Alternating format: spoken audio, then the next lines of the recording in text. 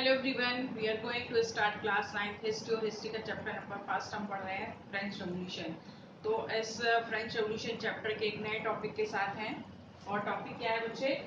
The revolution and the everyday life. मतलब जो revolution हुआ था, जो फ्रांस में रेवोल्यूशन हुआ था, उसका जो वहाँ की रोजमर्रा की जिंदगी थी, वहाँ के जो मैन थे, वहाँ की जो विमेन थी, चिल्ड्रन थे, उनकी जो रोजमर्रा की जिंदगी थी, उस पर इसका क्या इफेक्ट हुआ, उस पर इसका इम्पैक्ट क्या हुआ था। तो जैसे जैसे बार बार गवर्नमेंट वहाँ पर चेंज हो रही थी कि हमने देखा कि पहले वहाँ पर मोनार्की गवर्नमेंट थी, मोनार्की के बाद फिर रिपब्लिक गवर्नमेंट आई, उसके बाद फिर से डिक्टेटर गवर्नशिप हो गया।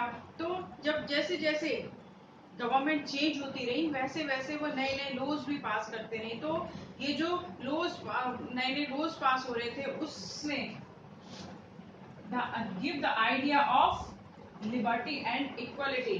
लोगों को ये एक आइडिया दिया कि वहाँ के जो लोग हैं वो सब एक समान है, स्वतंत्र है और इक्वलिटी है उन लोगों में। मतलब कोई भी किसी से छोटा बड़ा नहीं है, सब लोग एक जैसे हैं और सब लोग फ्री हैं। तो जैसे जैसे गवर्नमेंट चेंज होती रही, उन्होंने ये आइडियाज लोगों को दिए, तो उनके जो जीवन पर इम्पैक्ट हुआ उनका, उसी तरह का एक और जो आइडिया था या फिर एक और लॉ पास किया गया, वो था सेंसरशिप। अब बच्चे ये सेंसरशिप क्या है?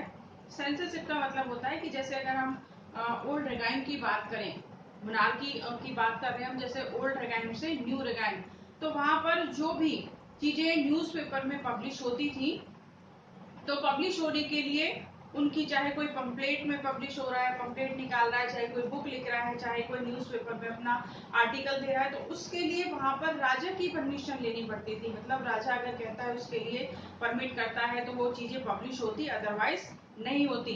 तो बिना राजा की परमिशन के, या फिर जो भी एक्साइटिंग गवर्नमेंट थी, बिना उसकी परमिशन के हम लोग या फिर वहां के लोग अपनी किसी भी थॉट को पब्लिश नहीं कर सकते थे। तो ये जो एबोलिशन ऑफ सेंसरशिप हुआ, जो 1789 के बाद की जो गवर्नमेंट है, उसने जो एक कॉन्स्टिट्यूशन बनाया, तो उसमें इसको एबॉलिश कर दिया गया कि सेंसरशिप को एबॉलिश कर दिया गया कि हमें अपने थॉट्स को प्रिंट करने के लिए, या फिर उसमें न्यूज़पेपर में अपने आर्टिकल के लिए, या कोई बुक पब्लिश करने के लिए किसी की परमिशन की जरूरत नहीं है। अब लोग वहाँ फ्री थे।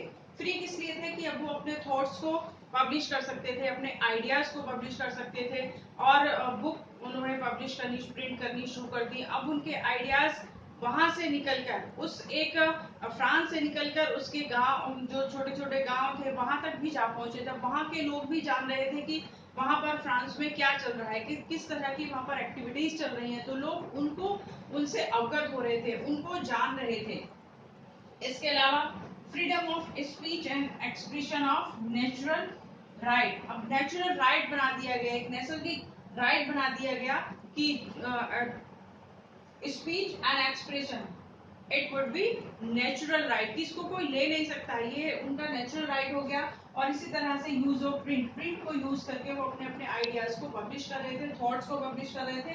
लेकिन जो चीजें प्रिंट हो रही थी, जैसे न्यूज़पेपर में कुछ प्रिंट हो रहा है, या फिर बुक्स में प्रिंट हो रहा है, या पंपलेट में हो रहा है, या मैगजीन्स बन रही है, तो वो सिर्फ कुछ ही जो हैंडफुल लोग थे, जो एजुकेटेड लोग थे, सिर्फ वही उनको पढ़ पा रहे थे, वही समझ पा रहे थे। लेकिन जो अनएजुकेटेड थे, इलिटरेट पर्सन थे, उनके लिए क्या हुआ? Place, songs and festival procession, जो त्योहारों से संबंधित जुलूस होते हैं, या फिर सॉन्ग्स, या फिर प्लेस, नाटक किए जाते हैं, ताकि लोगों को अपने आइडियाज, जो लोग नहीं पढ़ सकते हैं, वो सिर्फ देखकर उनके आइडियाज को समझे कि वो क्या कहना चाह रहे हैं, किस तरह के आइडियाज वो देना चाह रहे हैं, किस तरह के उनके थॉट्स हैं उनको। तो इससे अट्रैक्ट होकर बहुत सारे नंबर्स ऑफ पीपल उनसे जुड़ने लगे, उनसे, उन जो प्लेस हो रहे थे, सॉन्ग्स हो रहे थे, फेस्टिवल प्रोफेशंस हो रहे थे, प्रोसेशंस हो रहे थे, उनसे लोग जोड़ने लगे और अपने अपने आइडियाज को वो शेयर करने लगे। अब एक और जो टॉपिक है, and it is the last topic of this chapter, ये इस चैप्टर का सबसे लास्ट टॉपिक है, rise of the Napoleon Bonaparte.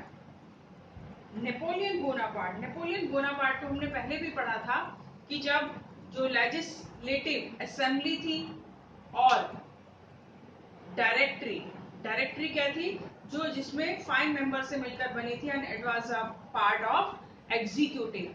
तो जो लेजिस्लेटिव असेंबली थी वही अपॉइंट करती थी डायरेक्टरी को, लेकिन जो उनके थॉट्स थे, जो उनकी ओपिनियन थी, वो एक दूसरे से अपोजिट थी, एक दूसरे से बिल्कुल अलग अलग थी। तो उनमें टकराव होता, उनकी उनकी जो ओपिनियन थी वो उनमें टकराव होने से क्या होता कि जो लेजिस्लेटिव असेंबली थी वो उसको डिसमिस कर देती, किसको, डायरेक्टरी को, और फिर से दूसरी डायरेक्टरी को अपॉइंट करती, और इस तरह से वो बार बार उनके जो ओपिनियन थे वो टकराते और फिर वो उसको डिसमिस कर देती और फिर वो दूसरी डायरेक्टरी बनाई जाती। तो इस टाइम किसका राइज हुआ था, क्योंकि कोई भी स्टेबल गवर्नमेंट नहीं मिल पा रही थी, कोई भी कंट्री को स्टेबल गवर्नमेंट ना मिलने से वहां पर बहुत ज्यादा अनस्टेबिलिटी थी। उस वक्त राइज हुआ नेपोलियन बोनापार्ट का। तो नेपोलियन बोनापार्ट ने क्या किया, उसने कहा कि I am the ruler of France and he declare I am the ruler of France. अपने आप को उसने डिक्लेयर कर दिया and he crowned himself as the emperor of the France. कब किया बच्चे, 1804। कब किया, 1804। उसमें 1804 में उसने अपने आप को क्राउड कर लिया, अपने आप को क्राउडेड कर लिया कि I am the emperor of France, कि अब जो फ्रांस का राजा है या फिर रूलर है वो कौन है, नेपोलियन बोनापार्ट है। और उसके बाद भी वो रुका नहीं, उसने फिर क्या किया, जो भी यूरोपियन कंट्रीज थी, नेबरिंग यूरोपियन कंट्रीज थी, उन पर अटैक करना शुरू किया, उनको कॉन्कर्ड किया और अपनी जो पावर था उसको बढ़ाता हुआ चला गया। जो भी नेबरिंग रूलर्स थे या फिर किंग्स थे, उनको या तो मार दिया जाता या फिर उनको जेल में डाल दिया जाता, और उसकी जगह उसके अपने जो रिलेटिव्स थे या फिर उसके जो फैमिली मेंबर्स थे बच्चे, उनको वहां पर एज अ रूलर वो अपॉइंट कर देता। तो अपनी जो पावर थी उसकी, नेपोलियन बोनापार्ट की, उसको वो लगातार बढ़ाता जा रहा था। अब जो शुरू में लोग उसको क्या समझ रहे थे, दे कंसिडर्ड एज अ मॉडर्नाइजर और एज अ लिबरेटर।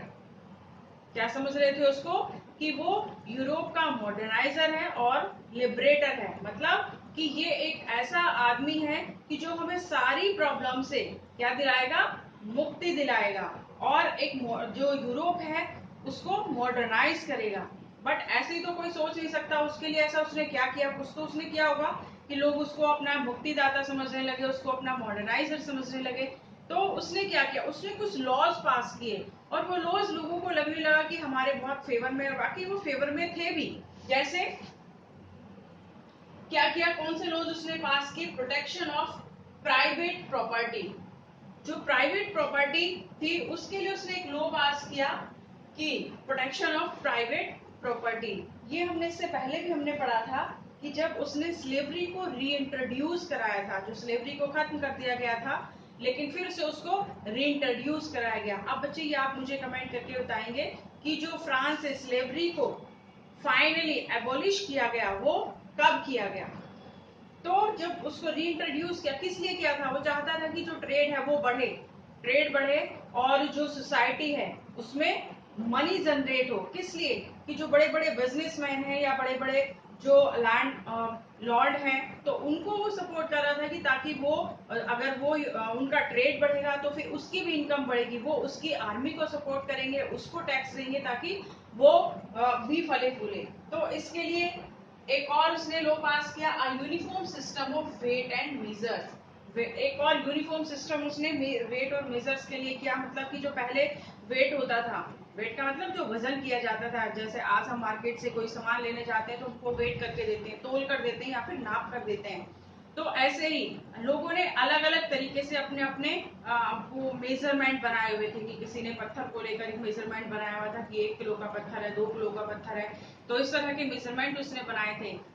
अब नेपोलियन बोनापार्ट ने एक यूनिफॉर्म सिस्टम दिया उसके लिए, कि जैसे आज जो 1 केजी आयरन के वो आते हैं, वेट आते हैं कि 1 केजी का वेट है, 2 केजी का है या फिर 5 केजी का है। तो इस तरह के कि ये यूनिफॉर्म सिस्टम ही नापने और तोलने के लिए हर जगह यूज होगा। ऐसा नहीं कि अपने आप किसी भी पत्थर को कोई भी 1 किलो 2 किलो का बना लो और उससे यूज करो। तो ये यूनिफॉर्म सिस्टम दिया। इसके अलावा एक और डेसिमल सिस्टम उसने दिया। डेसिमल सिस्टम लाइक एक एग्जांपल हम ले सकते हैं, जैसे कि ये पेन है, सपोज कि ये पेन 10-50 रुपीज का है, मतलब 10-50 का है, 10 रुपए 50 पैसे का है। अब डेसिमल सिस्टम तो था नहीं उस वक्त, तो या तो वो जो शॉपकीपर है उसको 10 रुपीज में सेल करेगा या फिर 11 रुपीज में सेल करेगा। अगर वो 10 रुपीज में सेल कर रहा है तो इसका मतलब जो शॉपकीपर है उसको लॉस हो रहा है। सपोज उसने 10 पेन उसने सेल कर दिए तो 5 रुपए का उसको लॉस हो गया। और अगर वो 11 रुपए में सेल कर रहा है तो इसका मतलब जो कंज्यूमर है उसको लॉस हो रहा है, उसके एक्स्ट्रा आ रहे हैं 50 पैसे। तो इसके लिए डेसिमल सिस्टम को इंट्रोड्यूस कराया गया कि जो चीज जितने की है डेसिमल के, अगर 1050 का है तो 1050 में ही उसको सेल किया जाएगा। तो ये सारी जो चीजें थी इनको देखते हुए लोगों को लगने लगा कि वो उनका एक लिबरेटर है, मुक्तिदाता है। जितने भी प्रॉब्लम्स चली आ रही हैं कंट्री में, जो भी दिक्कतें उन्हें चली आ रही हैं, ये उन सबको क्या कर देगा, खत्म कर देगा, ये इन सबसे उनको छुटकारा दिला देगा।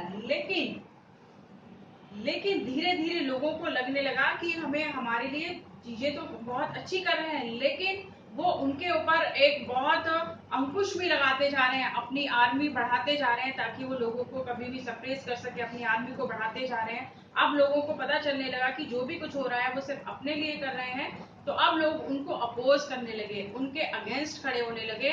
और लास्ट में जाकर 1815 में वाटरलू के बैटल में, जो वाटरलू की लड़ाई हुई थी उसमें उनको डिफीट कर दिया गया।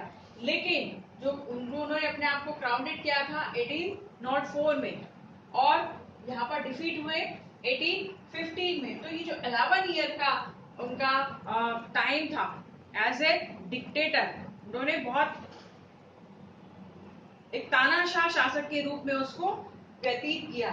लेकिन उसके डिफीट तो हो गए, हार गए, हट गए वहां से, मतलब उनको शासन से हटा दिया गया। लेकिन उनके जो आइडियाज थे, his ideas had a deep impact on the society. लेकिन उनके जो आइडियाज थे, बहुत अच्छे आइडियाज भी उन्होंने दिए थे, तो सोसाइटी में उनके बाद भी, उनके जाने के बाद भी वो फॉलो कर किए जाने लगे, किए जाते रहे।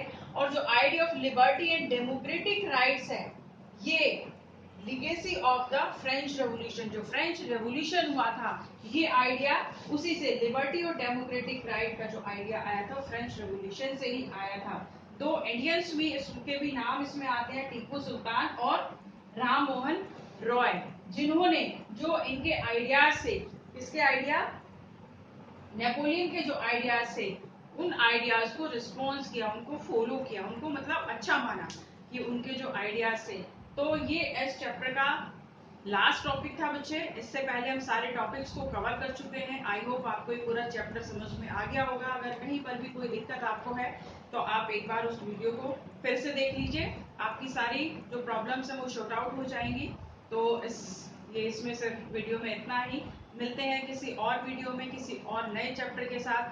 Till then, goodbye, take care of you.